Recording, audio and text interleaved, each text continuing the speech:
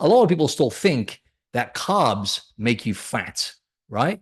Cutting carbs, I need to cut carbs to get lean and healthy and to hit my goal with fat loss, and essentially to stop me eating so much sugar, right? That's what people say a lot.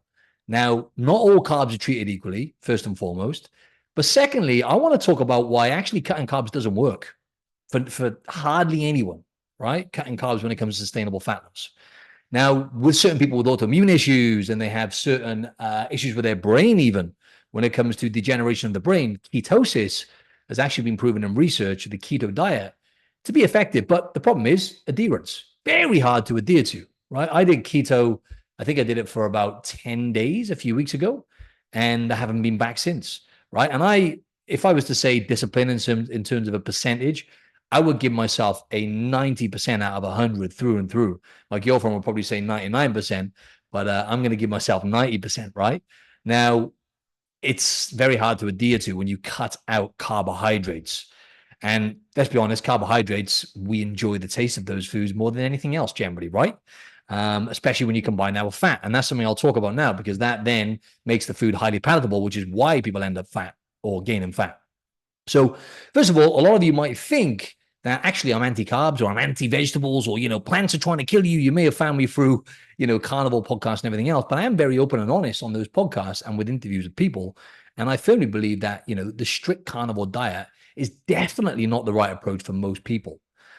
Now, cutting carbs makes zero difference when it comes to fat loss as well. I don't know if anyone knows this, right? But the research is very clear on this, that actually carbohydrates and fats, those two macronutrients, which we tend to enjoy the taste of more, especially when you combine them together, they actually don't make any difference to body composition and to fat loss, right? When protein and calorie intake is equated for. They're the two big rocks when it comes to you losing fat. Having adequate protein. Why? Because when you have adequate protein, you eat less, mainly, right? And then the other reason is calories, right? That's the most important thing when it comes to gaining fat or losing fat. Lose fat, you have to be in a calorie deficit. To gain fat, you have to be in a calorie surplus. I am not going to bore you with all the bullshit, ladies and gents, that everyone is talking about online, because most of that is absolute gibberish. You're not here to get information. I'm going to be frank with you, ladies and gents, right? You're not here. You think you're here to just get a bunch of information and then great, right? Now, this is the problem with a lot of people when they digest all this information, they do fuck all with it. So I urge you, ladies and gents, to implement one thing out of the stuff I talk about now, right? And yeah, so going back to that carnivore and eating any kind of diet, whether that's carnivore or keto for that matter, which, essentially restricts carbohydrates, it's not going to be sustainable for most people. Most people cannot adhere to that for a long enough period to actually achieve sustainable fat loss. Now, the issue with cutting carbs as well is when you add them back in, you end up going back to certain habits. Now, when it comes to cutting carbs as well, what I see, most people who use extreme approaches to lose fat and essentially fail long-term, because that's, 90 to 95% of people fail to keep the fat off or the weight off that they lost. Ultimately, they've gone from one extreme to another. Now, they haven't been eating, from my experience, and I think common sense will tell you this, they haven't been eating as a carb source to gain a bunch of fat. They haven't been eating purely berries, avocado, other types of fruit, potatoes, rice, and oatmeal. They haven't just been eating those foods, right? This is common sense. And also, I'll talk about the research on this as well. They've been eating processed foods, and they've been eating way too much sugar and generally refined sugars that you get in these ultra processed foods, which are engineered to make us eat the fuck out of them. Excuse my friends. I really do apologize if you're playing this in the car with your kids in the car. Yeah, apologies. I did put on YouTube. It's not suitable for kids, right? But if you listen to the podcast, apologies on that. I get passionate about this, but that's what it is. That's why people are gaining weight, because they're eating too much sugar, and they're not just eating bowls of sugar, right? Ladies and gents, you're not getting addicted to eating spoonfuls of white sugar. You're not sitting there in front of your favorite TV show.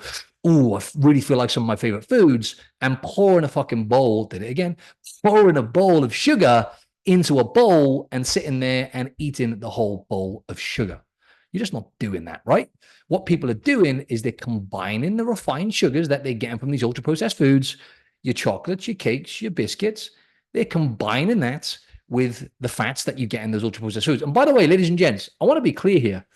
It's actually not your fault that you're overeating those foods, right? Because those foods have been engineered like I just said, to make you eat more of them, right? 508 calories a day more, to be precise, based on a study that I believe was done here in Australia. I mentioned this before. It was a cross study as well, where they crossed the groups over because of individual variance with nutrition, and the same thing happened. People ate 500 calories more a day. You're fighting a losing battle. And that's why people go, oh, I'm going to cut all the carbohydrates out now and I'm going to follow carnivore. They're looking for the answer and they're avoiding the hard work. I'll say that again. And this might touch a nerve for you as well. If you keep finding yourself in this cycle of following carnivore, and I've got nothing against carnivore. If I'm going to choose any way of eating, I'm going to say it's going to be animal based, right? I eat carnivore-ish if you like, but I do eat carbohydrates and I eat other stuff as well, like dark chocolate, coconut yogurt. I'm not super strict with it, but the bulk of my calories do come from meat and eggs mainly. I think primarily anyway, if I calculate that, yeah, animal-based foods anyway. But I'll say this again, you're trying to cut corners and you're trying to take shortcuts instead of doing the work, right?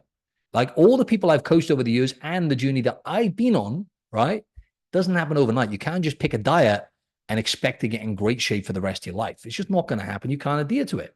So the problem then is they're going from cutting out these processed foods, right? They say carbs, right? But they weren't overeating bloody bowls of sweet potato, right? They just weren't doing that. In fact, it's extremely hard to overeat. And that's something I'll talk about now when it comes to fibrous carbohydrates. When you combine that with protein. But yeah, long story short, you can't adhere to it. You're going from one extreme to another. And it's the same story, ladies and gents. Are you noticing I'm communicating the same story a lot of the times, just in a different way, right? Hopefully it'll land differently, right? But I am going to tap into the carbs because that is the topic. But yeah, I'm going on a bit of a rant here because basically it's very simple, ladies and gents, right? And if you choose not to do any of the simple stuff, which is not easy, right? I get it. It's hard, habit change, blah, blah, blah. But what's actually much harder than making some of these subtle changes, or even better, getting stuck into this 21-day fat loss challenge, ladies and gents, because I'm going to give you all of the insight. This is just, little drips of information and wisdom you're getting on these podcasts. You're not getting the Optimize Your Body methods. On this 21-day fat loss challenge, you're literally getting coaching and you're getting everything you need, right, to lose fat and finally keep it off, right? I'll say that one more time. But even if you don't join the challenge, then I got to say you're a bit dumb if you don't. But if you, sorry, don't take that personally, but take it personally if you want. So basically, you really want to, you basically want to take something out of this and implement it, right? So carbohydrates, again, they're not all treated equally, like I said at the start. So, the only reason I would say to cut out certain carbohydrates like vegetables, like I have out of my diet, I did this 4 years ago, is if you get any immune issues, AKA gut issues, is 80% of the immune system is located in the gut. I was getting gut and skin issues, and I actually still do get some skin issues. Luckily, my gut, I've pretty much fixed it now, but I do get skin issues as a result of bringing in certain plant compounds, right? I notice when I eat, anyway, I'm not going to go down that rabbit hole, but fibrous carbohydrates are actually beneficial when it comes to losing fat, right? What does work is if you're, number one, having enough protein. Let me kind of tie this together now, right? Because fibrous carbohydrates I'm talking about whole foods. Again, it always goes down to whole foods, single ingredient foods like your potatoes, your berries, your avocado, your fruit, although you don't really want to, go too crazy in lots of fruit. I wouldn't necessarily recommend doing that every day because you're still going to have loads of sugar that you don't necessarily need. But I would recommend, like I say, potatoes, even having some, oatmeal here and there if you can digest. Actually, I don't really recommend oatmeal because they contain too many anti-nutrients. But, potatoes, even rice, I would recommend white rice. It's not fibrous, it's low in fiber. But, having a little bit of white rice here and there is fine because it's easier to digest if you struggle with fibrous carbohydrates like white or sweet potatoes.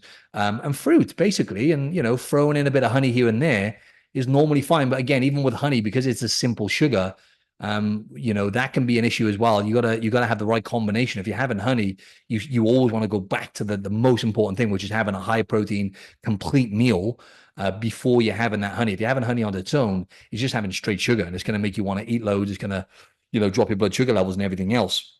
So just to kind of summarize with carbohydrates making you fatter, cutting carbohydrates making you fatter. I'll say that again, right? Cutting carbohydrates are potentially making you fatter, right? Why is that? Because you're taking extreme approaches. I'm going to cut all the sugar out because you're not cutting whole food carbohydrates out, right? You might be doing that as well, right? As well as sugar, and boom, you can't stick to what you were doing with the restrictive approach you were taking. Then you gain the fat back. And then what happens, like I've said before, when you lose fat, gain it back, lose fat, gain it back, and you keep repeating that cycle, the body actually goes, okay, I need to get better and more efficient with calories. Going back to what I said last year, and I'm going to make permanent fat cells, by the way. There's some research on this now to show that when you lose fat, gain it back, and you do that yo-yo dieting enough times, your body starts storing permanent fat cells. That's not temporary. That means every time you try and lose fat, then you might have that extra, but you might have noticed this if you listen to this, because I even noticed this when I did a comp, a little bit of stubborn fat, which is not shifting, right?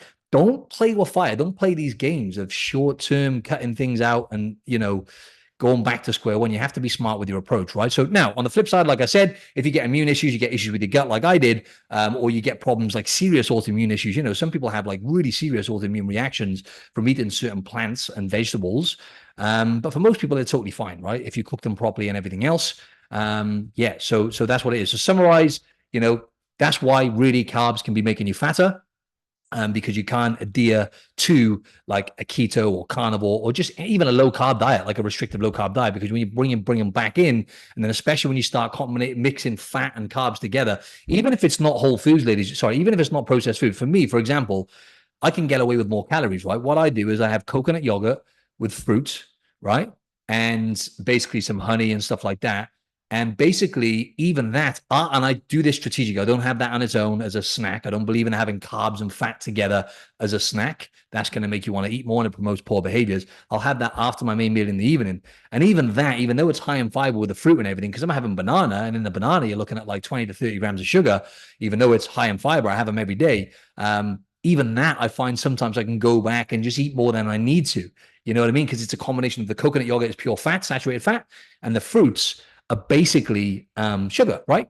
So especially a banana. If I'm having berries, it's not quite the same. But if I'm having banana or I'm throwing honey in there, going back to my point, I find it hard sometimes to stop when I should stop. And I know if I just waited 15 minutes and went on a walk, I wouldn't be hungry. But I'm sat there and I just continue sometimes. So combining fats with carbs can be a problem.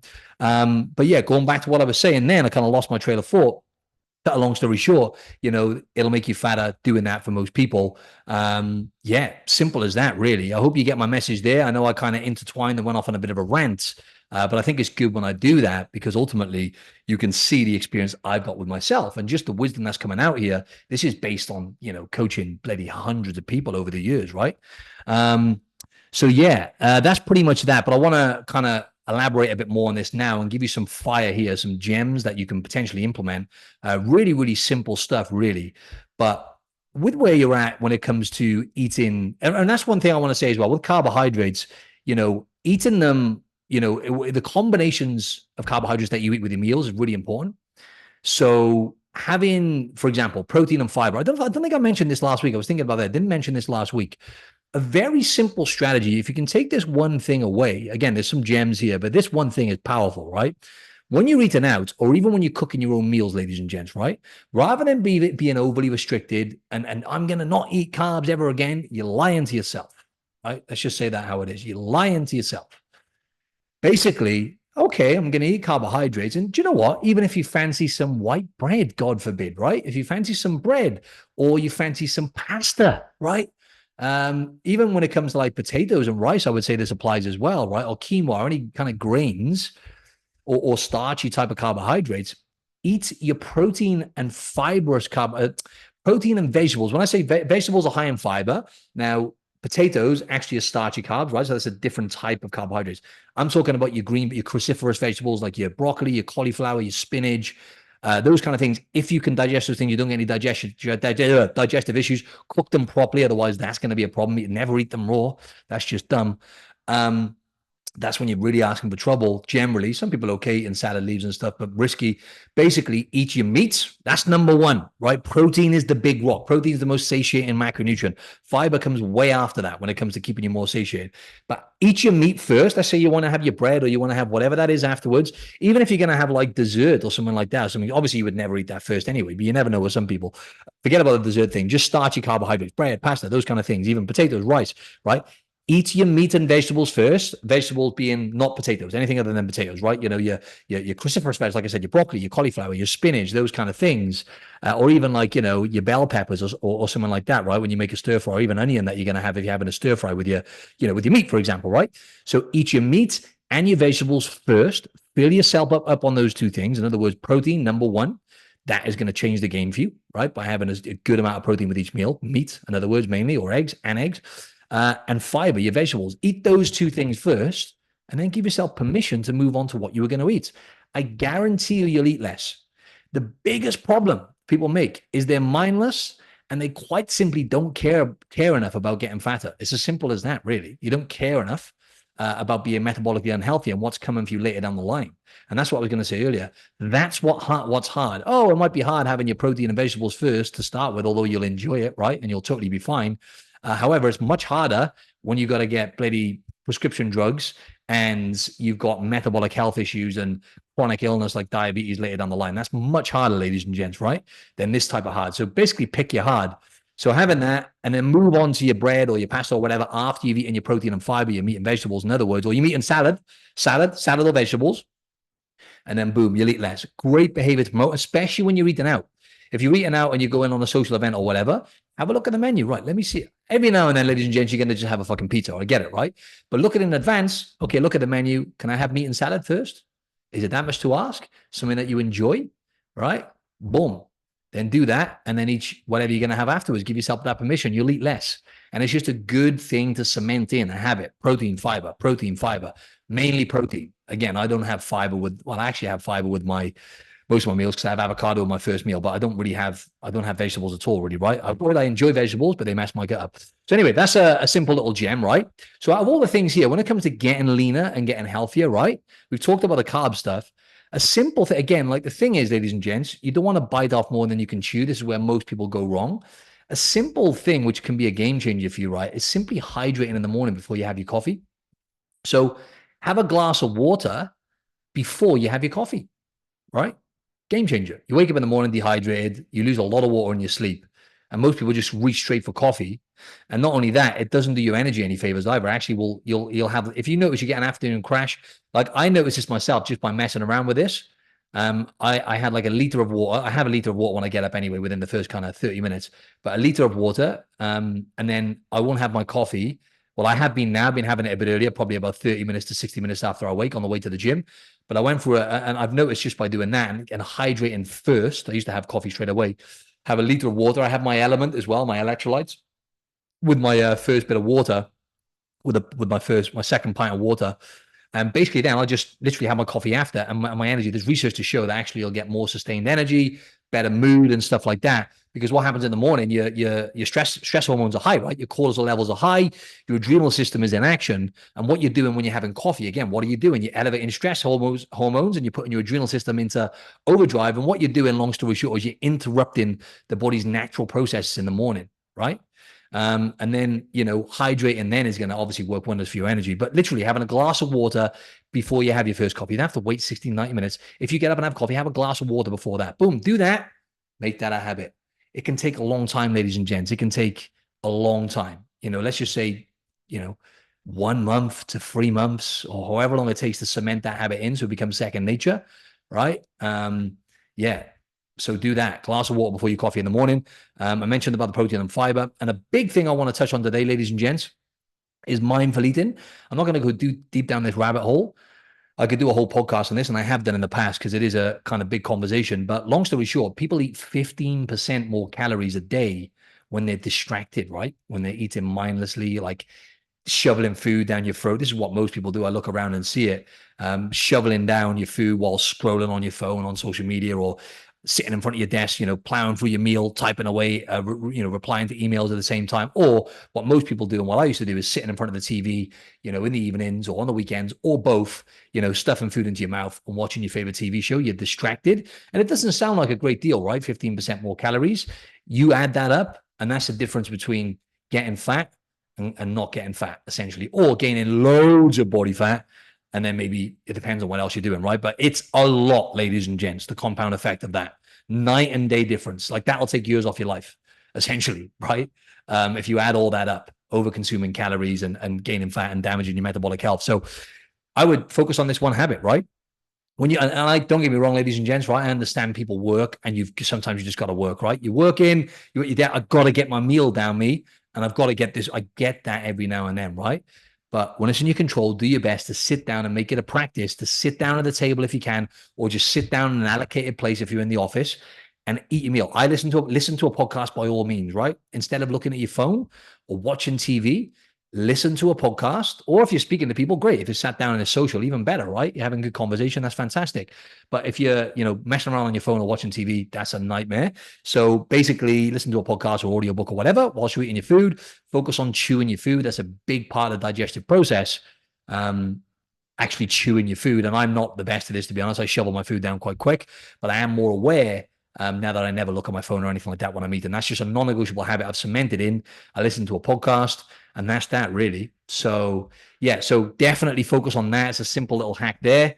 We always associate, don't we, like going to the cinema or eating in front of the TV with eating food. Bad idea, ladies and gents, right? So again, I know that's a lot. Even if you can implement one of those things that I said there, whether that's having a glass of water in the morning before you have your coffee, protein and fiber, boom, one or two of these things, maybe protein and fiber before you eat the starchy carbohydrates, right? Mindful eating, not being on your phone, not being distracted when you're eating, sit down, make it an allocated thing. If you're at home and you're working from home, great, sit down at your table like you normally would and make it like, don't sit in the living room, for example, on your couch eating. Make it the proper allocated place that you eat, right? Make it a practice and a ritual.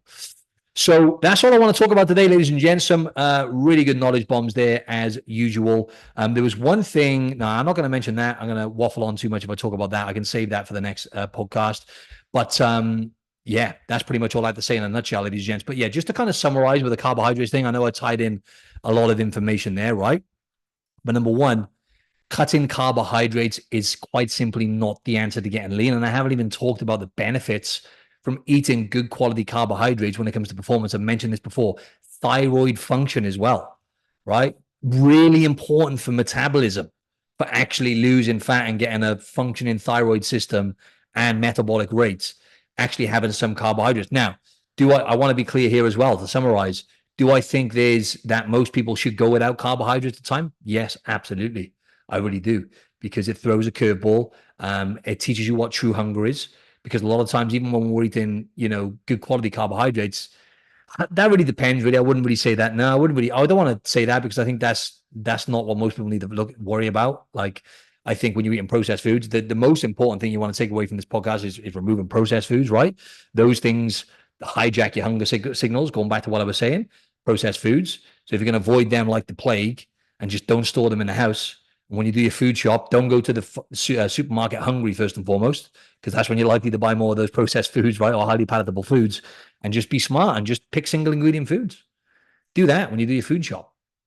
But yeah, look, I think you should throw a curveball. I think you should every now and then dip into keto, and it depends on the level you're at. I really think a lot of people have no place cutting carbs out, period, or restricting anything, just because of the mindset around it and their history with food and yo-yo dieting, all those kind of things. But I think for people at a certain level, I'd like to reframe this. People at a certain level where they're eating, 90 to 95% whole foods, they're in great shape.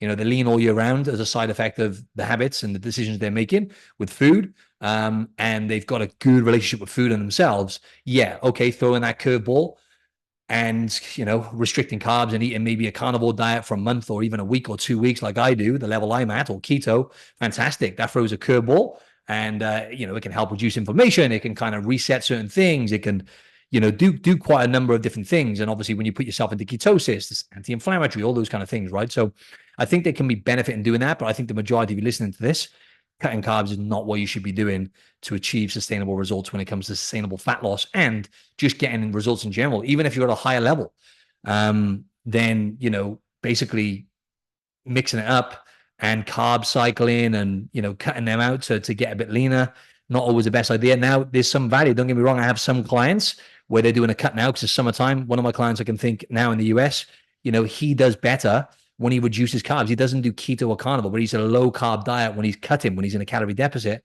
because he finds it easier to eat less, essentially, right? So it looks different to everyone, but that's what I'd like to summarize that with, right? Cutting carbohydrates generally is going to make you fatter over time, because of the lack of adherence and the vicious cycle of losing fat, gaining the back, and going back to old behaviors. Just to kind of summarize this.